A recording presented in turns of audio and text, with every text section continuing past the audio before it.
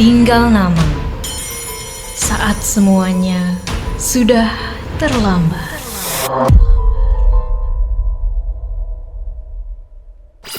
Pengen gak sih nambah wawasan yang enggak diajarin di sekolah? Seperti logika dasar, critical thinking, public speaking, atau bahkan NFT? Kuy, dengerin podcast Obsesif yang akan membahas seputar pengembangan diri dan soft skills khusus buat kamu. Persembahan Media Podcast Network by KG Media, hanya di Spotify.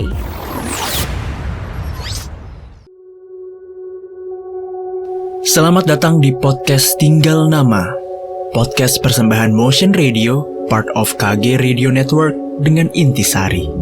Kisah ini merupakan lanjutan dari pembunuh misterius di Gunung Tamalpais yang menewaskan 9 nyawa korban, dan kebanyakan korbannya adalah wanita.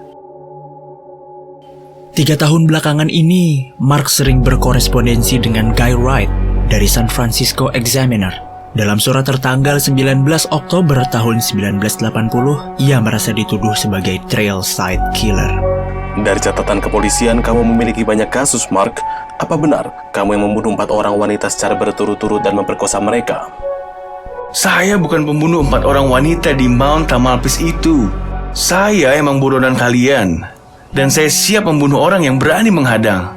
Tapi bukan berarti saya yang membunuh 4 orang itu. Kenapa semua kasus pembunuhan yang terjadi saya yang dijadikan tersangka pembunuhan? Mark, kamu kedapatan mempunyai pistol kaliber 22 dan 38 buatan Smith & Wesson.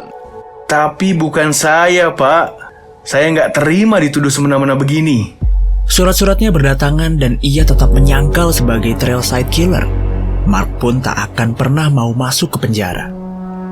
Kapten Gadini meminta Mark untuk menelponnya pada nomor 479-7233. Pada sore hari, sebuah panggilan telepon masuk ke kantor Gadini. Saya mau kasih tahu kalau Mark ada di Civic Center San Rafael dan akan membunuh atau bunuh diri. Pada tanggal 24 Oktober 1980, atas saran Dr. William Mathis, seorang psikolog, Sheriff Hohenstein membuat tulisan di San Francisco Examiner yang menyatakan bahwa jika Mark menyerahkan diri, ia akan diperlakukan dengan baik. Kapten Gadini juga dibimbing oleh Dr. William Mathis dalam menghadapi telepon Mark dan mendapat tanggapan bahwa Mark akan menyerahkan diri setelah urusannya beres. Tanggal 27 Oktober 1980 pukul 3 sore, Mark menelpon Kapten Gadini. Halo? Oke, saya mengaku saya yang punya senjata pistol kaliber 22 dan 38. Tapi, jujur, bukan saya yang menembak 4 wanita di gunung itu. Saya emang bener yang bunuh Edwin sama ibu saya. Dan saya mau menyerahkan diri. Tapi, cabut dulu tuduhan trail side killer.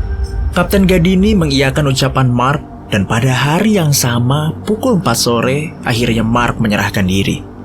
Sesuai janji, Kapten Gadini membuat pernyataan di depan pers bahwa polisi belum dapat membuktikan hubungan Mark McDermott dengan pembunuhan 4 wanita di Mount Tamalpais. Meskipun begitu, Mark tetap masuk penjara.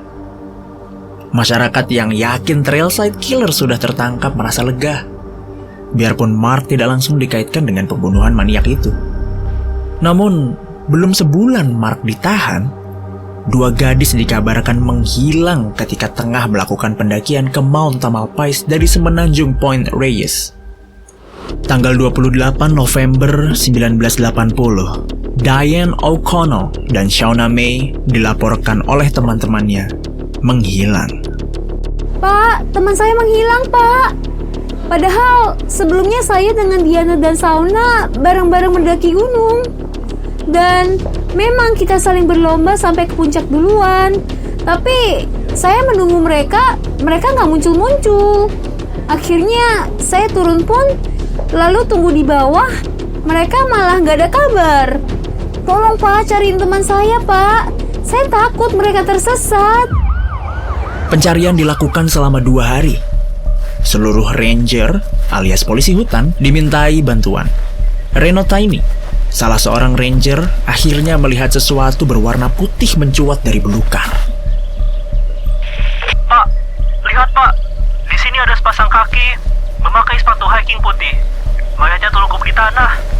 Tapi sepertinya sudah membusuk, Pak. Jadi akan sulit mengenali mayat siapa ini. Yang bisa dilihat hanyalah blus dan celana jeansnya. Ternyata dalam pencarian keduanya, tak disengaja ditemukan sepasang mayat lagi yang sudah tinggal sisa-sisa saja. Mereka adalah Rick Stower, pengawas pantai Two Rock Station di sebelah barat Petaluma, dan tunangannya Cindy Moreland. Dua saksi mata melihat mereka terakhir kali di toko buku di Point Reyes pada tengah hari tanggal 11 Oktober 1980. Autopsi yang dilakukan oleh Dr. Waller dan Dr.